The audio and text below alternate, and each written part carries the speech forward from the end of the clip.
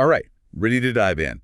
Today, we're tackling the big one, the U.S. Constitution. Straight to the source, the text itself. Not just skimming the surface, no. We're going deep, Yeah. trying to get to the core of what this document really means, what it was intended to do, and maybe even see if there are places where, those original intentions might be playing out in some ways the framers couldn't have predicted. It's fascinating, right? Thinking about this document written centuries ago, and it still forms the foundation of arguably the most powerful nation on Earth. Absolutely. Okay, so let's set the stage a little. It wasn't exactly a smooth journey to get to the Constitution, was it? Oh, no, not at all. You have to remember, the newly independent states, they were in uncharted waters. Their first attempt at a unified government, the Articles of Confederation, well, let's just say they were a little too decentralized. Too many cooks in the kitchen. In a way, yes. The central government, it just didn't have the teeth it needed. Couldn't effectively collect taxes, regulate commerce, even raise an army was a struggle. So it was kind of like 13 independent musicians trying to play a symphony but without a conductor. Exactly. And you can guess how well that went. Yeah, not so harmonious, I imagine. It became pretty clear, pretty quickly, that a stronger national government was needed. The turning point, I think, was Shays' Rebellion in 1786. Ah, yes, Shays' Rebellion, a real wake-up call. It really exposed just how weak the Articles of Confederation were when it came to, actually maintaining order and stability. That a government without the power to quell internal unrest, defend its citizens, well, just wasn't going to cut it. Right, so enter the Constitutional Convention of 1787. Exactly. Delegates from the states all gathered in Philadelphia, and their mission was to revise the Articles.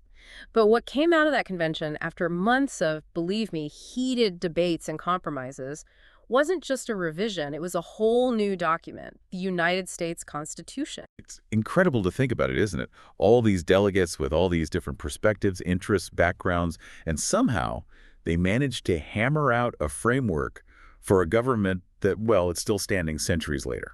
It truly is remarkable. They grappled with these huge questions about power, liberty, the role of government. They argued about the balance between federal and state authority, individual rights, how the government should actually be structured. And speaking of structure, one of the things that makes the Constitution so unique is that it divides the government into 3 branches. Why did they decide to do that? Well, they had just fought a revolution against a king, right? So they were very, very wary of concentrated power. They were big fans of Enlightenment thinkers like Montesquieu, who was all about separating powers to prevent any one person or entity from becoming too dominant. Okay, so they split the government's powers into 3 distinct branches. Legislative, that's Congress, right? They make the laws. Then there's the executive branch, the president, and they enforce the laws. And finally, the judicial branch, headed by the Supreme Court. And they're the ones who interpret the laws.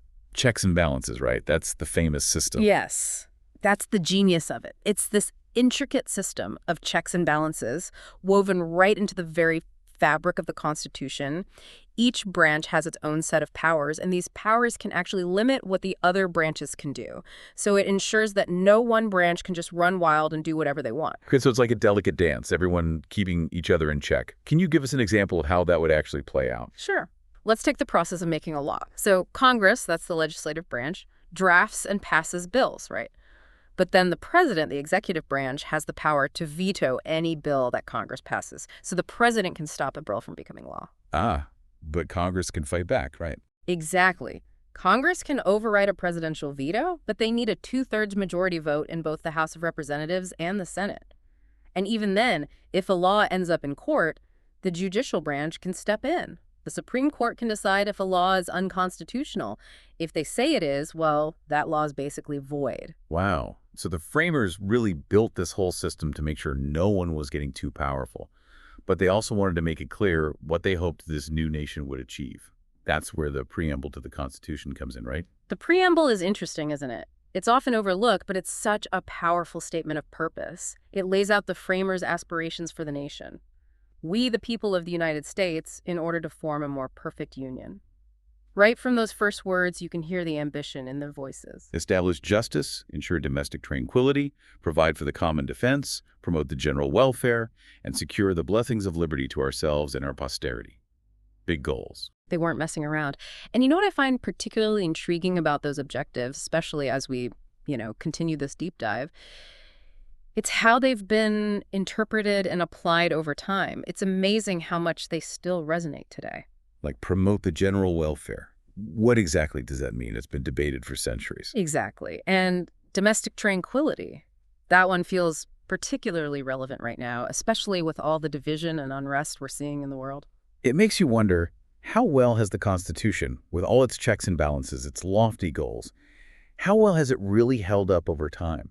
Are there places where its design, even its strengths, might be having some unintended consequences in today's world? That's the million-dollar question, isn't it? And that's exactly what we're going to be exploring as we continue our deep dive into the heart of the U.S. Constitution. So we've been talking about how brilliant the framers were, how they made the Constitution this adaptable document.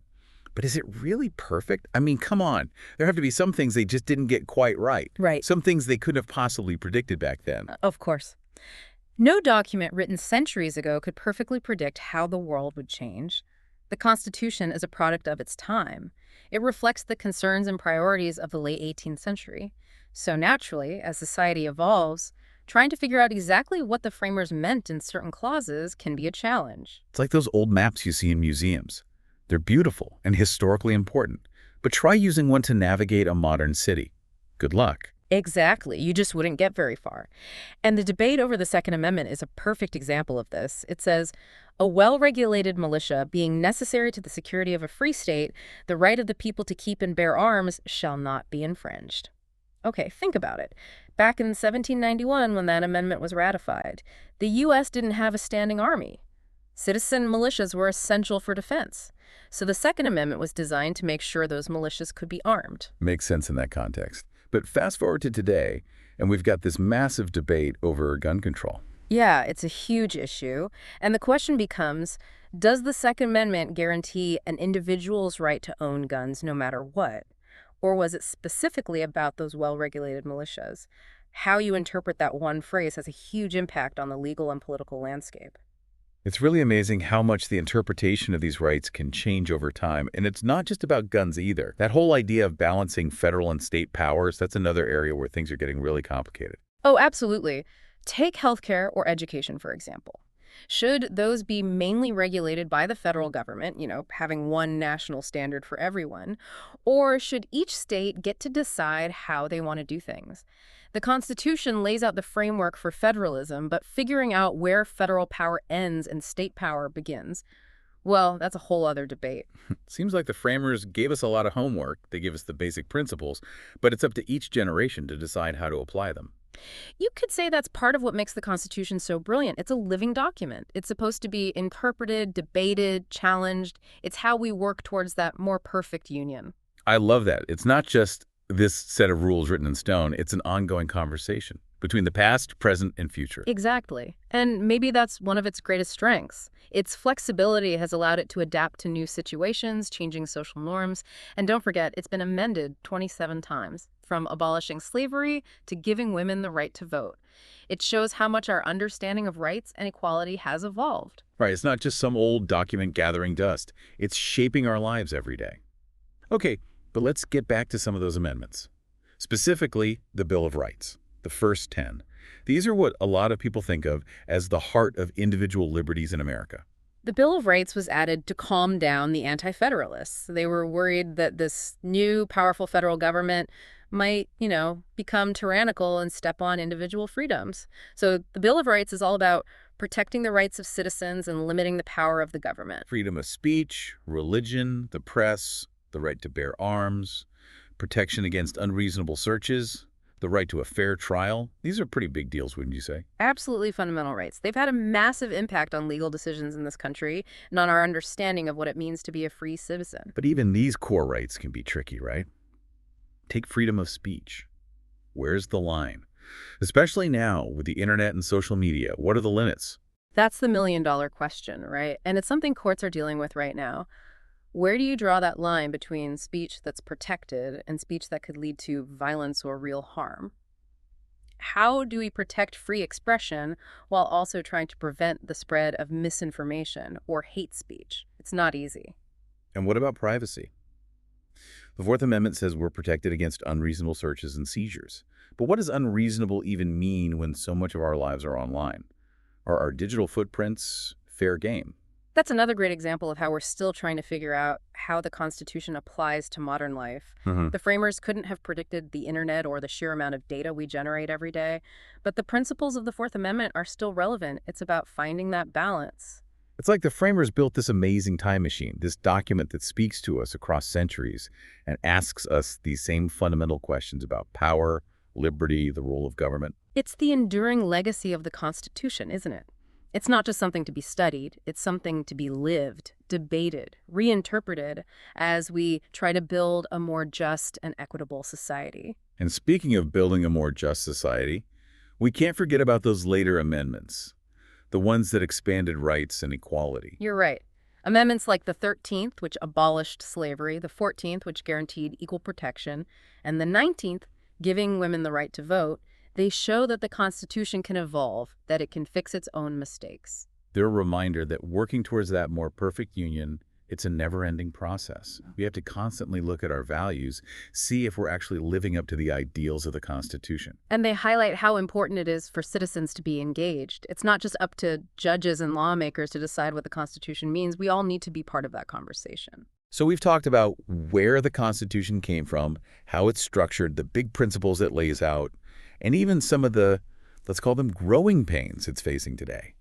It's pretty clear this document is way more than just a piece of history. It's a living, breathing thing that affects all of us. After spending all this time really digging into the Constitution, its history, its structure, its impact, it really hits home how much this document depends on us, on the citizens. It's true. The framers, they gave us the framework, the blueprint, but they left it to us, to each generation, to figure out how to live it, to interpret it, apply it, even challenge it when we need to. That's what makes it a living document, not just something stuck in the past. It's like they handed us this amazing toolkit, but they forgot the instruction manual. So we have to work together, figure out how to use those tools to actually build the kind of society we want to live in. Exactly. And that figuring out part, that's crucial. That's what active citizenship is all about. It's about being informed, debating the issues, participating in the political process, and holding our leaders accountable, making sure they're upholding the Constitution. So it's not enough to just memorize what it says. It's about understanding the principles behind it, and then actually applying those principles to the problems we face today. You got it. We have to ask those tough questions, like how do we balance individual liberty with the need to keep everyone safe? How do we guarantee that everyone has equal rights and opportunities? How do we take this framework that was created centuries ago and use it to solve problems the framers couldn't have even imagined, like climate change, artificial intelligence? It's a lot to wrestle with, that's for sure. But that's also what makes it so fascinating. The Constitution doesn't hand us easy answers on a silver platter. It forces us to think, to debate, to have those uncomfortable conversations about what it really means to be an American. And that conversation, it never ends. It's always changing. Look at how our understanding of free speech has changed, right? With the internet, with social media, it's a whole new ballgame. Or think about how we're trying to figure out what the Fourth Amendment, that protection against unreasonable searches, what it means in the digital age, when so much of our lives are online. Just shows you the Constitution is not some static document. It's a dynamic force that keeps evolving as we interpret it, as we fight for our rights, as we work to make that more perfect union a reality. And that, I think, is the question we really want to leave you with today. What does the Constitution mean to you right now? In a world that's so different from the one the framers lived in, how do you see its relevance in your life? What parts of it speak to you the most? What are the biggest challenges we face in actually upholding its principles? We hope this deep dive has given you some new insights, some food for thought, and maybe even inspired you to learn more, to keep digging deeper. Because the Constitution, it's not just a piece of paper. It's a reflection of who we are as a nation. It's a roadmap, a guide for where we want to go.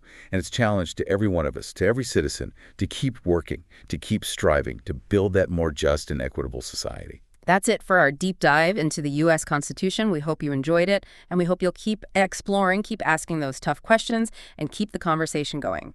Until next time.